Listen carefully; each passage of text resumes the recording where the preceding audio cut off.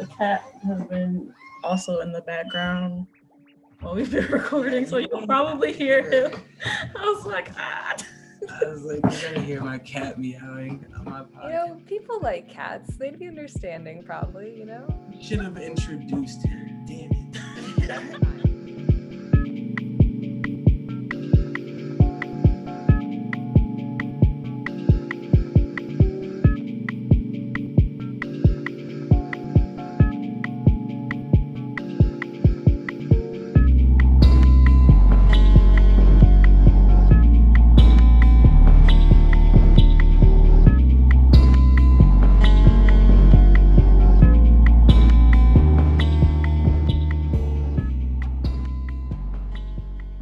All right, I guess. Action. Hello. I am Jeannie Hello. Green. I'm JJ Draper. Hi, I'm Grace Abler. My pronouns are they, them, she, her. My pronouns are they, them. My pronouns are she, her. All right. And this is BFly Radio, made by the Butterfly Collective. Coming to show you and tell you lots of good things. We're starting this radio show, podcast, whatever you want to call it, information, news outlet, and whatnot. But we're starting this for the Butterfly Collective to get a sustainable revenue source for our mutual aid and whatever trans need that is in the Milwaukee community. We'll also be using this podcast for creating an art medium for queer artists and letting them showcase their art, a spotlight, if you will. This will be a space for queer artists to chat their intellect and let the world know what's up. This will also be a space where we create queer joy, queer happiness. Yeah, that's pretty much why we're doing this. And we hope to get that moolah, so you gotta open up your wallet and donate to the Butterfly Collective. Because we gotta take care of the community. And you can donate through our Venmo, which is Butterfly Collective, or our GoFundMe. And the GoFundMe link is in our link tree. As far as what the collective is doing right now, we are raising our mutual aid fund amount from $2,000 to $3,000.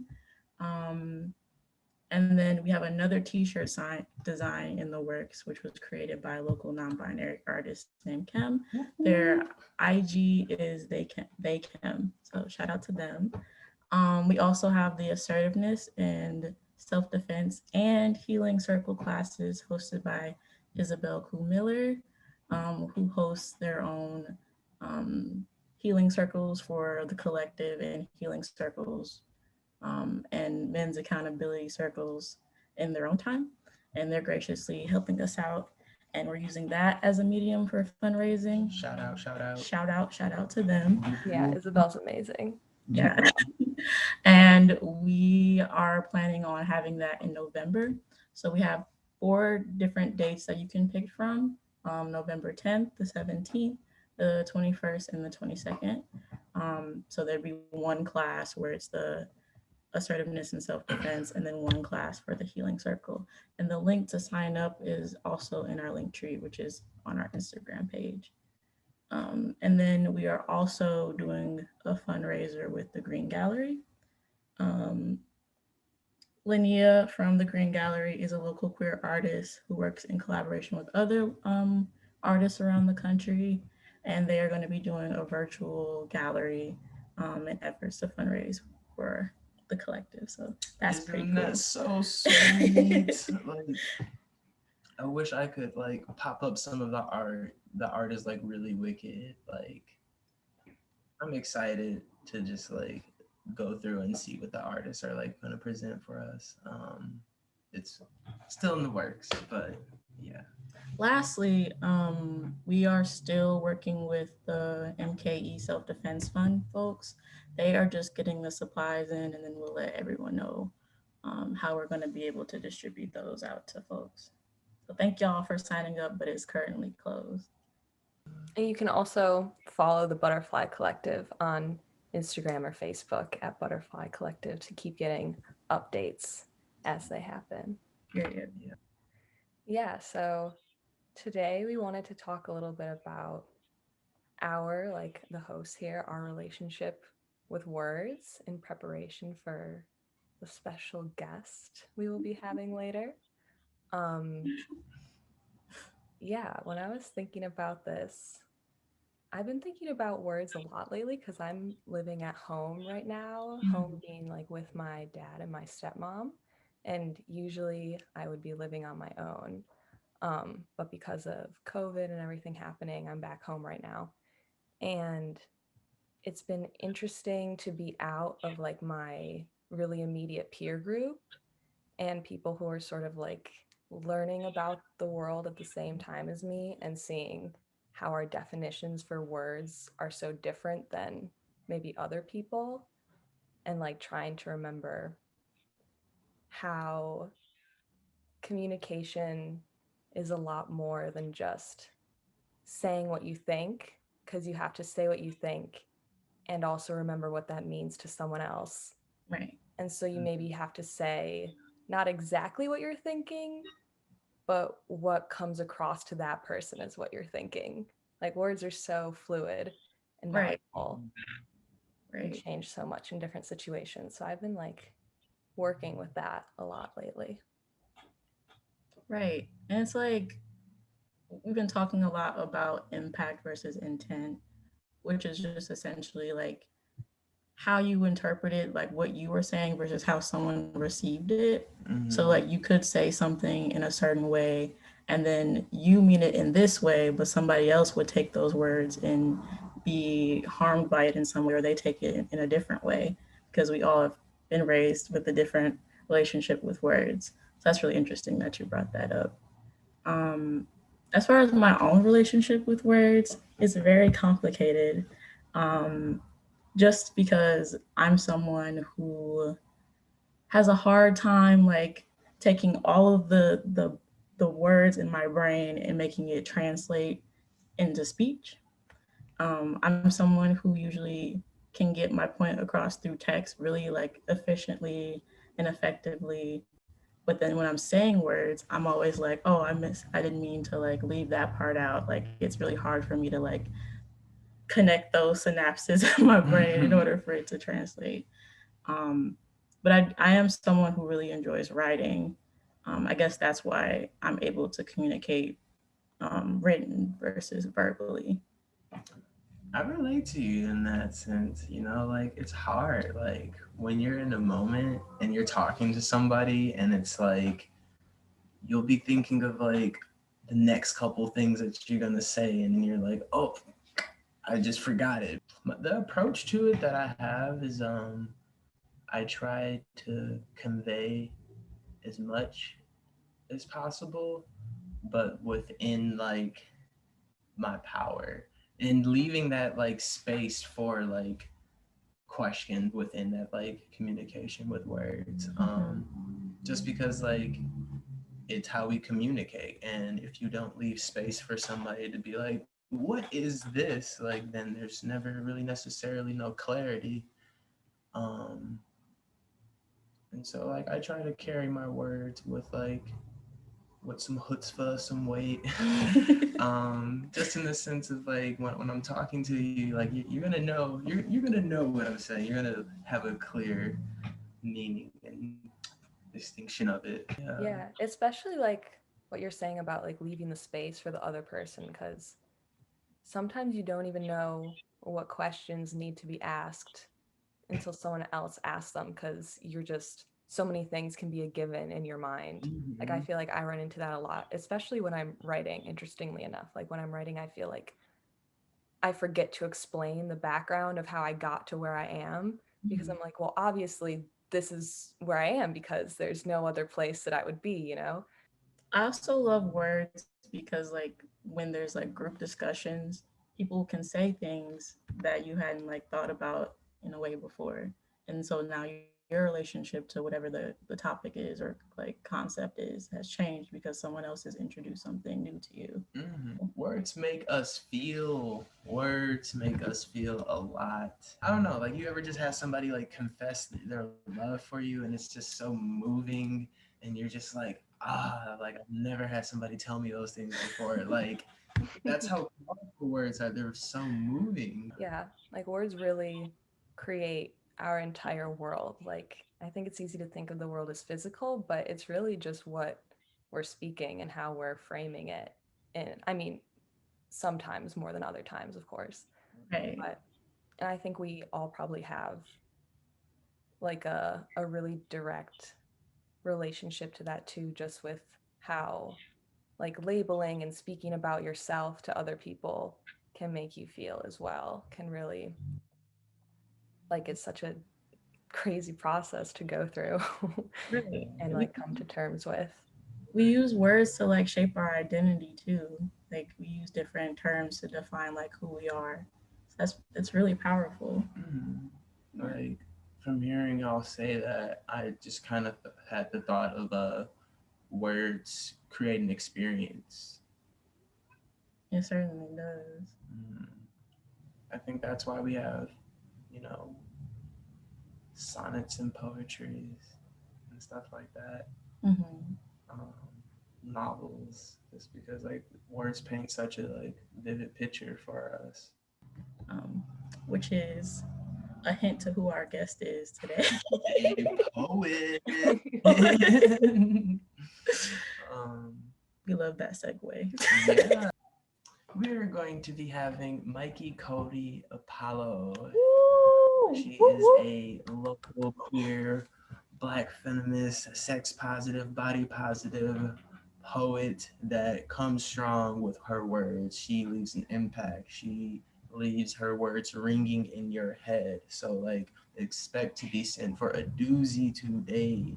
Okay? Like this is a woman that has a very special relationship to words, and that's why we are bringing her on today. I'm very excited to hear her take on words and how she's gonna arrange them. Like words. When people are speaking, it's almost like music. Like I'm a musician, and sometimes when like it's almost like jazz. Like our voices, they go high, they go low. There's like a tone to them. There's a timbre. There's so much to it, and poetry is more than just spoken word. It's a song form. It's a painting. It's all of it in a bag of chips, and that's what Mikey is gonna bring us. Like it's that. You are listening to Butterfly Radio. Dreams and violence. We love you. Dreams and violence. We love you. Dreams and violence. We love you. Dreams and violence. We love you. Dreams and violence. We love you. Dreams and violence.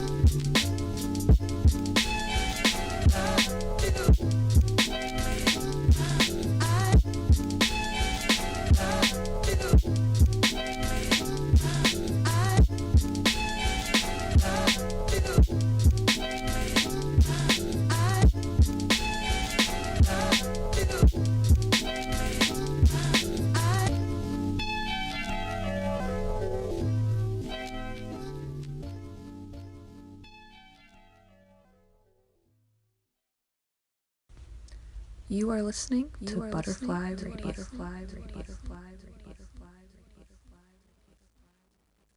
Hi. Oh, snap. You came there. I thought we had to like let you in first. You just- Yeah, I was not expecting that. Oh, hi. Hey. Hi. How's it going, Mike? How are you? Good. I was trying to find a space with better lighting in my apartment and it just was a dub. So here we are. But I'm happy to be here. Really excited. Yeah, we're excited too. You look beautiful and well lit, so don't worry about it. Would you like to go ahead and introduce yourself, give your pronouns, say a little bit about what your art is about and all that? Sure. So my name is Mikey. My pronouns are she, her, hers. I've been doing spoken word poetry since 14, but I knew I wanted to be a writer in second grade when my teacher introduced me to Junie B. Jones. I competed in slam poetry all throughout high school, got to college and was like, okay, I still want to do this, but I want to like do this in a way that gives back. So I helped run the open mic at UWM for a bit, Lyrical Sanctuary. And now I'm just kind of floating in the pandemic, trying to figure out how I'm gonna keep creating and paying bills and all that good stuff. But yeah, that's basically me in a nutshell. Awesome. Yeah, I think a lot of people feel similar to that and trying to figure out how to, keep the art going and the life rolling at the same time right now. But you have some work for us today, a special performance. So if you feel ready, Yeah, I can just dive jump in right in. whenever. Take your time whenever you're good to go. Okay. So this is a piece I did in a workshop that was led by spoken word artist Ajane Dawkins, who's like amazing. But it's definitely like a little bit more like outside of like what I usually kind of do. She had us do 4 different styles of poetry in different sections. So like some parts are in iambic pentameter, some are list poems. It was a wild experience. But this is my first time sharing it outside of the workshop. So I'm excited that it gets to be here. Section 1. To my favorite Scorpios, the other halves of myself, the parts of me most intimate and raw. How thankful I am for all the times we decided that the only way for us to survive was to go together. Thank God for the years we shared the same laugh and the same sob. I tell everyone y'all are the healthiest, longest relationship I've had. How honest and open, how tender and soft, how much of myself I have poured into you and vice versa. I love you both because we are the same flesh, the same sacrifice. I think of the battles we won and the ones we lost to. I think of how I miss you even sometimes when we are in the same room, and I know that must be selfish, but I could hold space for y'all forever. Section 2. I think of every friend I must have lost. This includes even the ones I fell for. I think it is normal to be in love with those we call a soulmate, a homie. Is that not what it means to be queer? To be a Black girl in a sad ass world, so much so we try to save it wholly. Section 3. If I told him what scared me the most, I doubt he would believe me. How could they name it after all? How can you explain the way it moves, how it crawls throughout and begs to be held or cries because it seeks you? If I told him, he would be closer to me and perhaps we could fight it together, but it sits and waits. It possesses me when I least expect it. It keeps me awake and asleep. A gift from those before me, the ones they don't mention aloud, the parts I inherited and I cannot shake. 4. Praise the heart that continues to beat, even when there was once a man who didn't want it to. Many have tried to kill me and failed.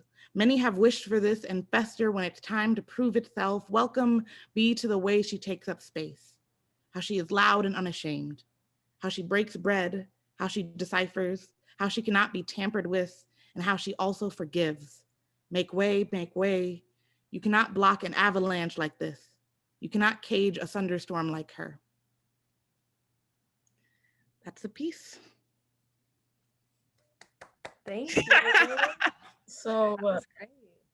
internet connection kind of went out for a second there, and I feel really salty that I missed like a good portion of that piece. Yeah. It is all good. I will send it So we via. were like, no. Thank you so much. Thank Thank you. y'all. I'm excited. What were your thoughts and feelings when you wrote this? So I don't remember what the actual like marketed theme of the workshop was, but a lot of it had to do with friendships and the way that like just how do your friendships look and your relationships look. And we read like pieces between like Pat and Audre Lorde, and just it was a really reflective experience. So I thought a lot about my two closest friends, which in real life we all like joke and we're like, this is the healthiest relationship we have. Just because I think our friendship is just so like we've known each other since we were 11. So like we've seen the good, the bad, the ugly, like all that good stuff. So for me, it came from a place of gratitude because I have like these two anchors in my life. But it also was like kind of nice, I guess, to look on the other side of things too and be like, wow, we've been friends for like 10 plus years and like we're still here and we're thriving and look at all that we've like been through together. And so yeah, I think those are the typical feelings, I think, or the main feelings I felt going through the workshop and through that piece particularly. You said you were friends with this person for 10 plus years? Yeah, so it's for two folks specifically. My besties, Margie and Kaylee. We've been friends since 6th grade. How do you navigate like the good, the bad, and the ugly and sustain a friendship for that long? Lots of patience. And I just think our communication, like we've been able to like really grow up together. Because on top of like just time, we're also all in different places. So Margie lives in Minnesota. Kaylee was living in a different state for a little bit and now she's back here. So for us, like communication was really, that was the only way we got to like hang out was, virtually, before it became cool with like COVID and stuff. But it's patience, it's communication. And I think really just understanding, like, if I'm saying something to you and it hurts you, you letting me know, and me taking ownership for the fact that I hurt you. So like, we're really big on being like, hey, do you want advice or do you want me to listen? Do you want me to be blunt and honest, or do you want like support, but I also don't hold back? So just understanding that everything is coming from a place of love and care, I think is really helpful. But also, like I said, like it's definitely taken like some tears, some like, like itty bitty, like catty moments before it was like, all right, bitch, like, let's come back. Let's come back to center and like, remember that like, we're here. So yeah, but those two are my world. I love them so deeply. Yeah, and I feel like That's too, so when you're so close with someone, it can almost like you need to remind yourself to be gentle with them sometimes. Like when you get to a point where you feel like you can be so open and honest, sometimes you forget that it can still like really impact them, and it's not always easy to like remember the love that's obviously there like within the action. Do you feel like when you write things like this that are really about your relationships and friendships, do you feel like it's harder for you to read these poems and say these things, perform them for the friends and the people they are about? Or do you feel more vulnerable and it's more difficult to do it with strangers? I think it's harder with them, right? Like I love singing my besties praises. Like I could go out on the street right now and be like, let me tell you all the cool things that they're doing. But I think like to me, I'm like, there are no words to like really like describe you and our relationship. So it's so hard to like, when I do put something together, being like, here, please take this gift and like, please know I wrote it with all my heart. Just because in my head, I'm gonna be like, this is not good enough. You deserve the world. So it's much harder, I think, for me to have that kind of, I don't want to say level of vulnerability with them because like we just are naturally vulnerable with each other, but it's just so much, it's like so different trying to like do it in a way that's also like my art form and being like, please take this. No, yeah, it's actually vulnerability. Yeah, it's a different form of vulnerability because it's one, my feelings, two, it's my art, and then three, it's like it's these people who are important. And all that together can just be like really difficult. Yeah, wanting to do them justice, you know. You said you've been doing this since you were 14. Yeah, I think like performing poetry, like for real, since I was 14. How has it changed over time?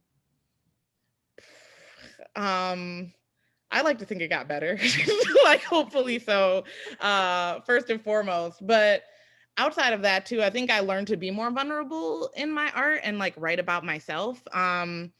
When I was in high school, we had slam poetry competitions, and so a lot of times you fall into the habit of being like, I know what topics will get a perfect score. I know what performance will tear at the judges' heartstrings. And I think I strayed away from writing about the things that, impacted me like super directly, or that were just about me, period. So a lot of times, we wrote about like different social justice issues, things that we heard in the news, like things that, were kind of like common in slams. But for me, I think I was maybe 16 or 17 when I wrote a poem. Outside of breakup poems, like that was my shit. I would do that regardless.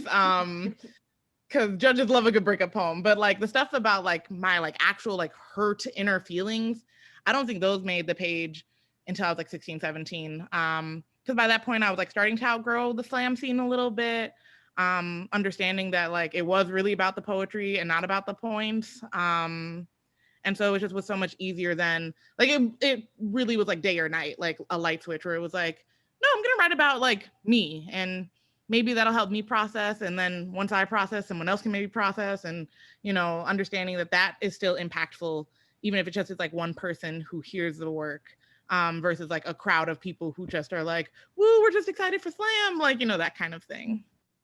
You went to arts, right? Yes. So I can imagine you were in the Grand Avenue Mall space in the basement with the pizza and Dasha Kelly. Yes. Dasha is my poetry mom, so a lot of credit I also give to her. But yeah, the Voltage space. What is it? Janus College Preparatory Arts Academy. Mm-hmm. Yep. Crucial. Do you feel like going to the slams and being in that space during your teenage years made a big impact on the way you see the world and think about other people? Or was it just sort of like part of what was always going to be part of your process? Ooh, that's a really good question. I think it definitely like shifted how I view the world. I think so when I think of like myself outside of art and just like what I care about, like when I think of myself through like a social justice lens, I didn't really know shit until I got to college and was introduced to stuff in classes then. But my earliest introduction was probably through listening to other people's pieces, like hearing how certain things that didn't impact me directly impacted them. And so I think coming out of slam, like, yeah, it could at times be really like competitive and sometimes a toxic space, because that's just the nature when like people are competing. But I think I really learned a lot about just people and like how to be like tender and gentle, when you're like first meeting someone, or like when you're congratulating somebody after they perform something really vulnerable. I definitely think it shaped a lot of how I view not only like people, but like just even physical spaces in which you curate these kind of events. Yeah, I think Dasha has really like, she really came through for so many of us, and made a lot of us better people because of it.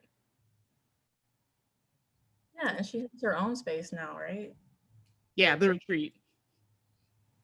Yes, I love it in there. I think I've been there one time. And it's just a nice open space. I got to see one of the I forget what they're called, like the people, the poets who go more than one time, the featured poet, yes. And people were throwing up pieces of paper, and then we had to read that. Someone on stage had to read them. It's such a good space. I'm so happy that she was able to open that up. Yeah, I wasn't able to visit the retreat pre-COVID, so I'm hoping that they'll do something pretty grand once everything clears up. Because I hear just so many beautiful things about it. How do you feel like the space of did you grow up in Milwaukee? I should ask first. Did you grow up in Milwaukee? Yes. Okay. How do you feel like that atmosphere in the city informed you in your work? I think I had a very complicated relationship with Milwaukee just because Milwaukee is infamous for so many awful things. Of course, the stat that everybody throws around about being segregated. I think if I had to be born in another city or do anything over again, I wouldn't. I have really grown to love and appreciate the city, even with all of its issues, because of the fact that like this is always going to be home. And I wouldn't be me without the city. The people in my life wouldn't be who they are. And also Milwaukee is so much bigger than just like the stuff you see on the news or you read in articles. It really is a big collective, like we always will like joke and be like, yeah, it's a city, but it's like a small city because everybody knows each other here. And I think even through the different issues like segregation, like when you find those pockets of people who you can call community and who pull you together, like you can't ask for much more than that. Was the second part of that question, how has it informed my work? Mm-hmm. I mean, growing up and being a Black woman here, like I feel like I just see the world like just that's the lens I live with. Like I'm a Black girl from Milwaukee. And everything that like people think of when they first hear that statement versus my own lived experiences, like it has to inform my work because that's how I see the world. And I know the world is like bigger than the city, but like I take the city with me wherever I go. Like I love being from Milwaukee. I love telling people that I'm from here. And yeah, you hear the jokes where it's like, I didn't know Black people lived in Milwaukee. Or they're like, don't y'all make cheese there? And it's like, no, it's so much greater than that. And let me tell you about it. So it's been a long journey. It's been a complicated journey, but I give everything for Milwaukee. Yeah, I think that is definitely We love that Milwaukee. like a pretty big misconception about Milwaukee and Wisconsin too. Like a lot of people, like when I meet other people in different states or like my friends have said the same thing to me as well. Especially like I have one friend who definitely like has a very distinct style. Like when they walk in the room, like you can see them and like they always look amazing and like you can tell they're there. And whenever they would tell people they were from Milwaukee, they were like, really? Like, are you sure? Like, you're from Wisconsin? Like, you don't seem like you're from Wisconsin. And it's like, well, there's plenty of people here, like, doing their thing, too.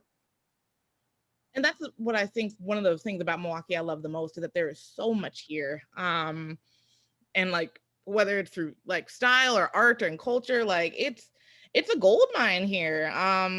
But folks like look over it, partially I think because we're right by like big brother Chicago, so that's like so much easier because like they're Chicago. But also like I don't know, it really, I think if Milwaukee had more of the resources and more of a platform, like it could really be like an LA or a Chicago or a New York. But like folks leave the city and then they don't come back. Or they leave and they're like, I hate that city. So my hope is that if I ever leave, like I'd be able to come back and be like, all right, I got these skills and these resources in some other places. Now I can give back. Just because that's the only way you really make change. Sorry, I went on like a whole side rant, but No, that's a super good point. Yeah. Wow. We love Milwaukee. Milwaukee got culture. We are very happy to have you a part of our culture, Mikey. Thank you. Thank you for offering and having it continue thrive. Thank you. I'm just a reflection of y'all. I'm a reflection of my village and those around me. Like, keep reflecting, honey. Thank you. Okay. What does a village look like for you? Like, what does community feel like for you? Ooh, y'all just coming out with like the big question. We have bigger ones. Get ready. No pressure. What does community and village look like? Okay, so I will give you examples. When I got COVID in June, I like posted on Facebook to like let people know, one, because like I had just been at a protest and just like all the different like stigma that comes with being sick, yada yada yada. When I tell you, people who I either talked or met once, like dropped off medicine, dropped off Gatorade, dropped off like cards or home cooked meals, like people pulled through. And I think that's the biggest like thing of like community or village, where it's like, I see you and I care about you, whether we're like best friends or we're family, or, you know, you're this person I met once and like, I just thought you were cool, or you're just somebody I added on Facebook. Like, to me, that's what village and community is, where you support and you care and it's unconditional, not, and like time doesn't necessarily define that. And then outside of that, I think of Shavonda and Love on Black Women Fund. Like, Yes. We love Shavonda over here. Yes. Shavonda's perfect. Like, I love Shavonda. Like, if Shavonda had a fan club, I would like sit and be secretary. Like, I would do the things. But yeah, like I think of that, right? Like, Shavonda saw a need, and was like, okay, well, no one else is gonna do it, so I'm gonna do it. Yeah, I just think really village and community is taking care of each other. It's also holding each other accountable. And that's where people get like messy and they're like, oh, that's difficult. I don't want to do that. But I think like true community and like being a true village, like you got to have those hard conversations. You got to navigate like uncomfortable feelings. That's the only way you really grow and like continue to thrive. So yeah, those are the best like instances in which I think of, like the first things I think of when I think like community and village. That's beautiful. Yeah, I think that's on par with how we've been navigating the collective, because like without the community, we wouldn't really have a sustainable collective in the first place. So we love village, we love community. I feel like Milwaukee has its own unique like way of showing up and showing out, especially the Black folks. But you know, that's just what I observe. I'm biased. Or maybe it's true. You never know. That's real. Being in community, you know, there'll be those moments, those very heartfelt joy moments. But like, you know, times have been tough. You said you had COVID. How are you keeping Black joy alive? What does Black joy mean to you? I think for me, Black joy, I had a very interesting conversation last year during the film festival with some of the folks at Milwaukee Film who work on the Black Lens program. And, you know, this is around a little bit after like the Popeyes chicken phase and everything like just that was happening in the world. Like it was a little bit after that. And we were talking about what it means to like, what does it mean to really like be Black and have joy? And how do you sustain that when, you know, the world is what it is?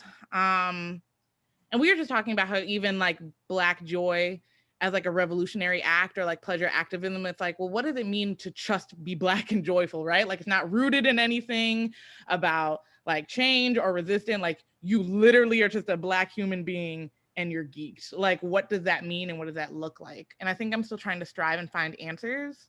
Because I do think Black joy is like a revolutionary thing. And like, you know, I've been reading, you know, the book of Adrienne Marie Brown's like pleasure activism. Like that's just how I think of it now. But I still kind of wrestle with the idea of like, what does it look like when it's not politicized? And I'm still just trying to find the answer to that. But for me personally, Black joy has looked like going on or not virtual because we live together, but like finding things to do with my partner and still like having like date nights. Lots of YouTube, have been binging a lot of YouTube. And just taking care of myself like through makeup or like updating like my skincare routine, like just anything where it's like, okay, you're doing this because like you need to take care of yourself and you're necessary and all that other stuff, but also like you deserve it, treat yourself, like that kind of thing.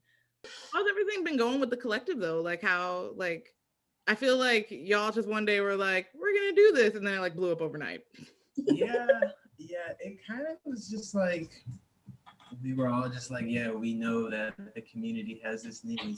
Like, let's do this with the forefront of art and music. And here we are. Yeah, and it just so happens that we know a lot of like local artists, and the very first event that we had was by a local artist who held their own like gallery, and they gave us 50% of the proceeds. So it just kind of launched from there of like people reaching out and being like, "Hey, I have art, I want to tie it into some sort of activism work," and then it's just been sustaining ever since. Yeah, and it's really been community driven, like foremost, like, and that's the thing that I try to stress to people, that like it's a collective, so like it's a collective work. Like anybody can jump in and do this work. People have this like thing where they think that we just kind of have the money or we have like a sponsor of some sort, when it's like, no, the community is the one that's like helping us like sustain, helping us to be able to give money to folks. So we can only grow from there if the community continues to aid us in that support. You are listening to Butterfly Radio.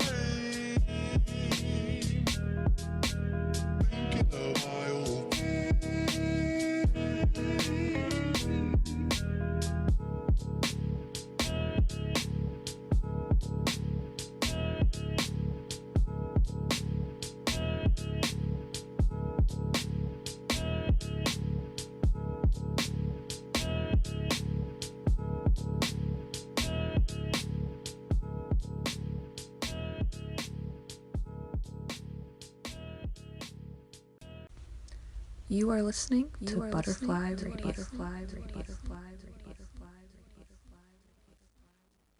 Welcome back to the Butterfly Radio Show. We're talking with Mikey, who is a poetry. Would you? Oh, I forgot the word. A poet. I was gonna say a poist for a second. That's not a poet from Milwaukee. And I would like to know. You talk a lot about being a feminist in your work and being a Black feminist specifically. And we're really curious, what does sexual liberation and body positivity mean for a Black feminist like yourself? Ooh, okay. If I talk too long on this, like, please feel free to throw the flag in and be like, yo, you gotta chill. Because I could talk for this could be my TED Talk. So for me, I grew up in a very like sex positive house. My mom was very open and was like, if you have questions, let me know. Like, we can talk about whatever. I don't want you to feel shame or embarrassment. Which was like amazing. And like I'm very privileged to say that like my mom was like dope as fuck and had no problem being like, body positivity, like love yourself and like take care of yourself and like where does like health and all this other stuff. Me, like, she's the best. But you know, I also grew up in like a very Christian household, so it was just interesting being in like the space in which that completely like contradicts itself. And so for me, body positivity and sex positivity start one with just like having all the information. And I think my mom taught me that like first by being like, there's no shame in asking questions and wanting to learn and know more. So for me, like I think of that first, right? Like just having access to information, like knowing as much as you can about like, you know, your own body and like consent and just like, you know, not having stigma around things like masturbation, like just all that jazz. But then also I think of it very much being rooted in choice. So I know there was like this cartoon drawing that it's like old now, but it had like a woman wearing a bikini and then a woman, I don't know the actual like proper name for it, but a woman who's like completely covered head to toe, and them looking at each other and being like, oh my gosh, she dresses for the male gaze, blah blah blah. Like it just being like real, like, it just was gross. And I just think like really like for me, sex and body positivity looks a lot like just like wearing whatever makes you most comfortable and feel most confident, no matter gender, no matter body type, and even if that is like dressing modestly, like there's no shame in like, you know, that as well, but also like, you know, there's also no shame in like being like as naked as you want to be in public spaces, because that's totally like your choice. So for me, it's having information, having the choice, and then also like I think it's that constant work of also unpacking like your own biases as well. So I know like as much as like I like that's work I'm gonna always be doing, right? Because I was socialized to look at like what people say like someone who is fat, like what like we should be wearing, and like having to like check my own like internalized fat phobia and be like, so we're not going to do that today, like, you know, just that kind of work, because it never ends. It's not like you wake up one day and you're like, I'm top tier feminist, I've done the work. Like it's not like it's always something where you're going to be like, okay, well, why do I feel that way, or why did I think this, or why did I judge this person based off this, because even if you're not saying stuff out loud or typing it on Facebook, like just even having those fleeting thoughts like is moments where you need to like check yourself, and just like really do a lot of that work and unpacking. That's it. You can't rock the title and like not be doing the work. Right. It's a lot of continuous learning and unlearning implicit biases and things like that. I guess our final like heavy question, it's not even a heavy question. It's an interview question. You wrote a poetry book called Black Girls, Silence, and Other Things Made of Gold. We were wondering like, what does that process look like, the entire process of like putting a poetry book together? Because I'm sure some folks don't know that you can self-publish and things like that. Yeah. So first and foremost, I'm thankful for Dasha Kelly, because Dasha is who I hit up when I was like, so I want to do this. How do I do this?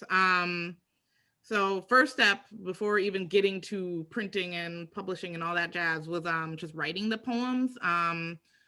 So once, like, this was like a 5+ year journey. I published the book in 2017, but some of those poems were, you know, I wrote in like 2014. And just like, you know, going through the revision stage of being like, okay, these all have a theme, I'm going to put them here. Or, you know, these all kind of have a theme, I'm going to put them here. The total number of poems is somewhere between like 69 and 72. So what I literally did once I was like, okay, these are the poems I want to put in the book, I printed them all out, and like on the living room floor with like one of my like homies, we like, it was like Tetris. It was like Tetris, basically. Just like trying to be like, what is the order? Like, what sounds good and what like makes sense to go like next to each other. And even while doing that process, like I ended up scrapping some poems that I was like, sorry, this ain't like this is not your time. But also like trying to figure out like what is it that I want to share, and what I think is most necessary for this collection. So once I had the pieces, once they were revised, once I figured out the order, then it came time to, okay, how do I get this in like a book form? So I went through Paragon Printing, which is like a cute little nonprofit. And what I did was I just reached out via email, was like, hey, I'd like to publish a book. This is who sent me, shout out to Dasha Kelly.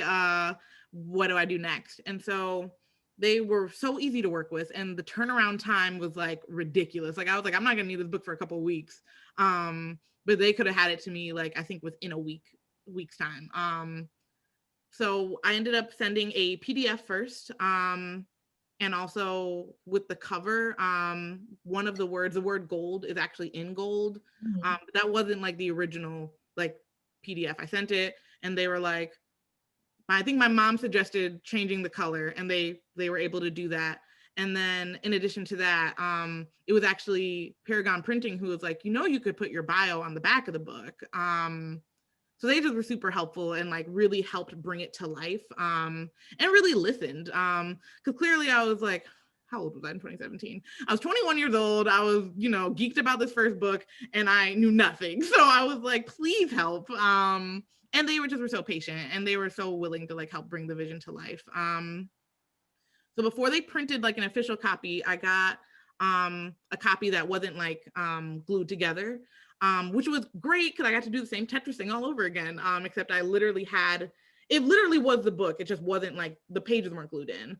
So I was able to set the cover aside and like spread all the poems out, do another thing of revision, which helps so much because, naturally, like the human brain, if you're looking at something on a computer screen and your brain knows what the word is supposed to be or what you meant to write, like you're going to look over it because you've been looking at a screen for hours.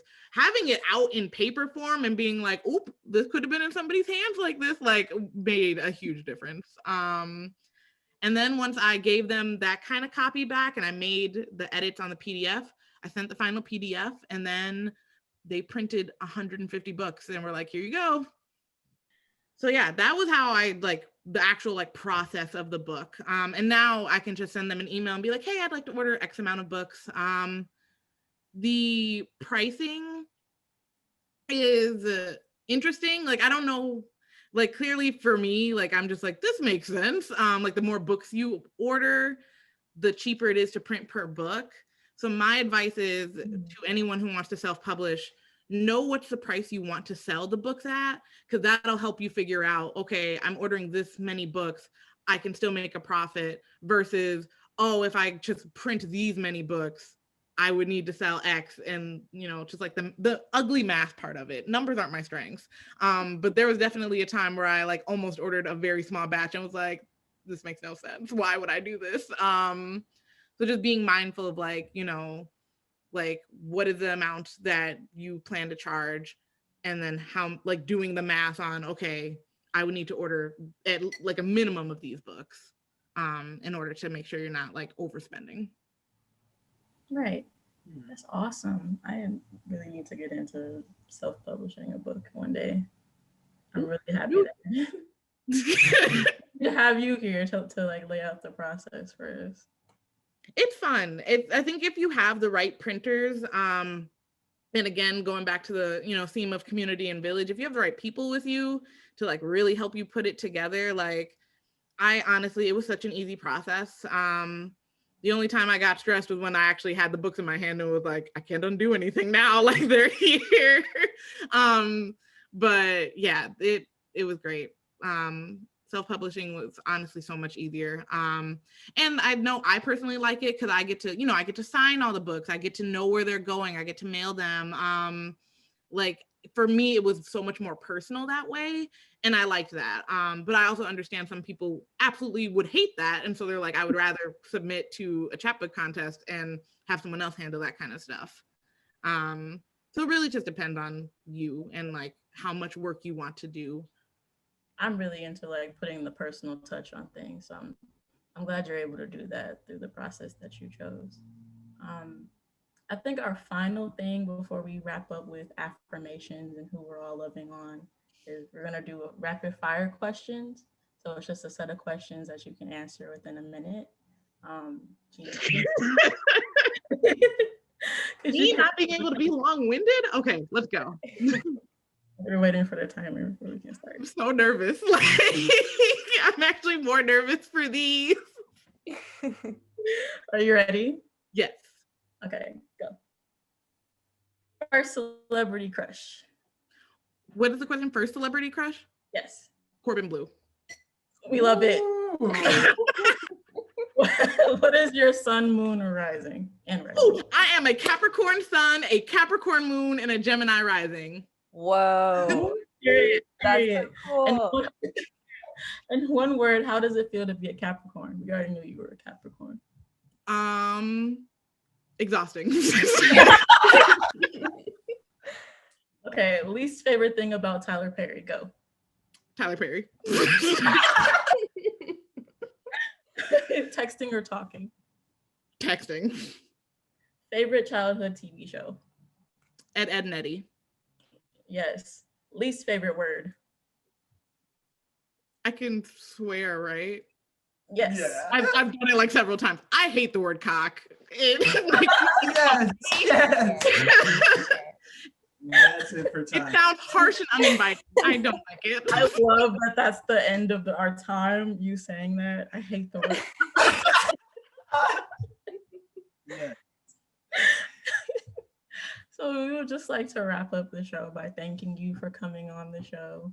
A little birdie told us that you were gonna give the collective a copy of your book. Is that true? Yes, I actually have the envelope sitting. I can see it on my kitchen table. Jeannie, so sorry because I definitely was supposed to drop that off. But yes, I have a book. It is signed. It is ready for y'all. Like once I have a vehicle, I will drop it off. I have a vehicle. I'll come pick it up. Yes. Yes. That's what we're gonna do. We'll socially distance pick this up. Okay. Drive, throw it out the window. Yeah. You, Throw it into the car. Yes. Everybody go get your copies of that book. You can get it through Mikey's Facebook page. All of that. We love that.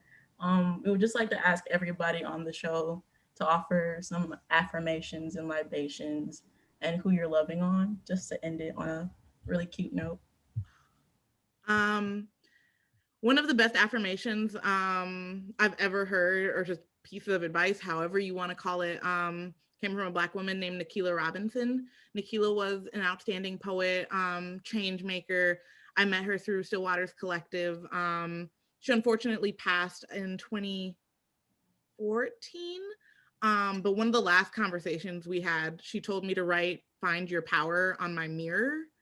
And so I think about that quote all the time.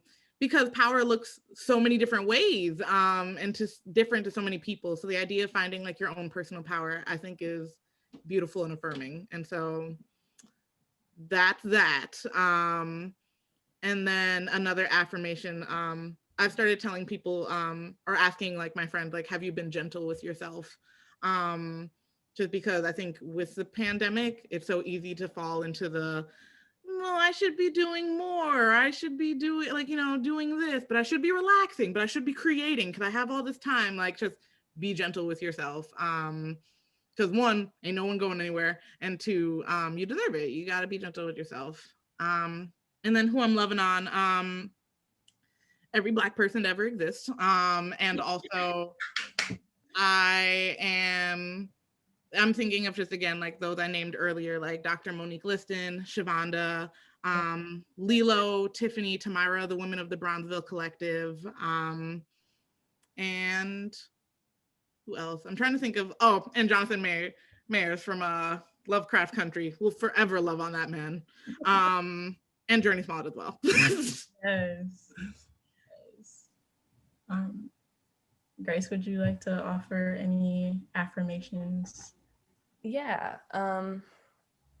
I'll say, based off of everything we've talked about and everything we've heard from Mikey today, the affirmation I'll give up is, if you say it with some feeling.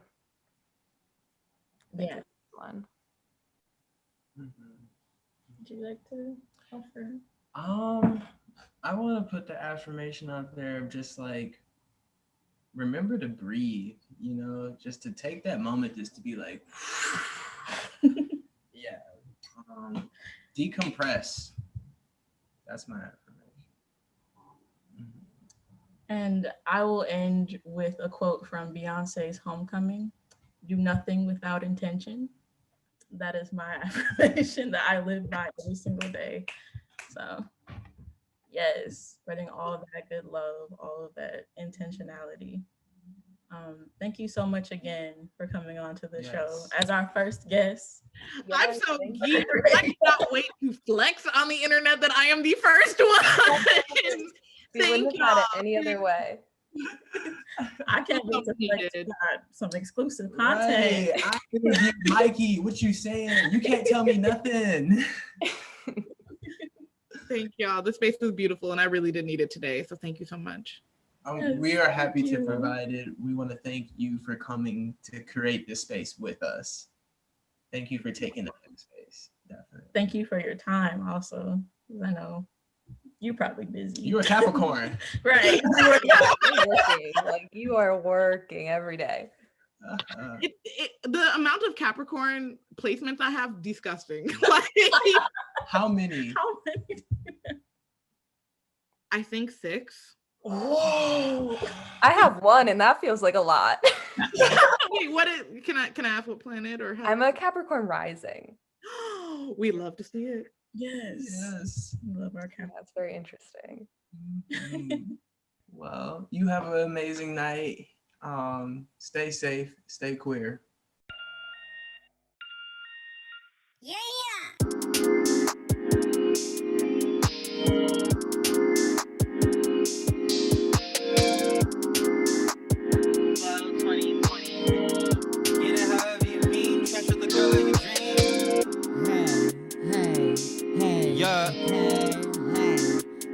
Booyah. Bitch, been ready.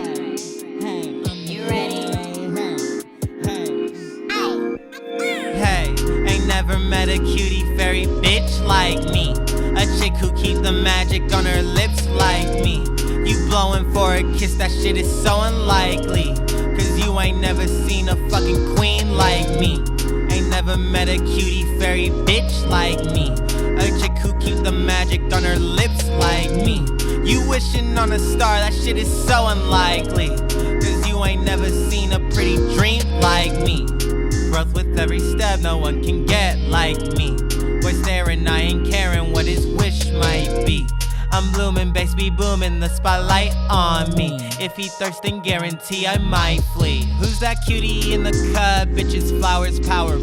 Mixed with blossom buttercup with a little bubble. At my liberty to love and to be because I can. Divorce the idea that these genitals determine who I am. Yet these hoes want me on one knee to spite me. They want a wifey. These cis boys only trying to fuck or they wanna fight me. Don't give a fuck about your opinions or your diss. I'm a chick with a dick and I'm proud of it, bitch.